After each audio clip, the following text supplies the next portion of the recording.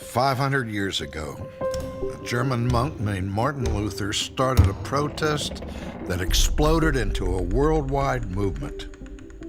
At that time, Europe lived in the shadow of the Roman Catholic Church, and that was more like an empire than a church. It crowned and cast down kings and used its dominance to keep people in the darkness of superstition. That sounds pretty unfamiliar, but in some ways, Luther's day was very much like our own. Just like today, everyone had an opinion about the Bible, even though almost no one actually read it. Like so many of us, they were trusting the thought leaders and tastemakers of their own day to tell them what was in the Bible and whether or not to believe it. Luther was one of the very few people actually reading the Bible, and what he found was earth-shattering. Even though he was a monk, Luther hated the God of the Bible.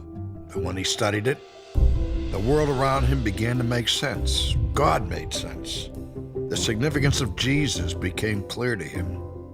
He discovered the answer to his deepest questions. How could evil be overcome? Specifically, how could his own evil, his own sin, be dealt with? Luther discovered that he couldn't do anything to fix this problem himself. He had to rely on the finished work of Christ alone. Luther had discovered a central truth. It changed his life, and it changed the world. The Protestant Reformation was about two things. It was about who can say what's true, and it was about how to reconcile who we are with who God is.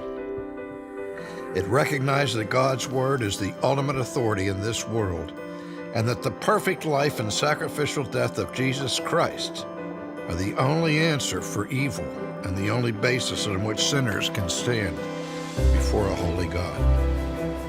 The Protestant Reformation is a story of transformation, a transformation from hate to love, from slavery to freedom, and from blind faith to a glorious discovery of the truth in Jesus Christ.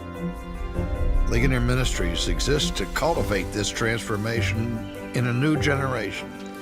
In a day when few are reading the Bible and when confusion reigns in the church, we want to help Christians know what they believe and why they believe it, how to live it, and how to share it. Join us.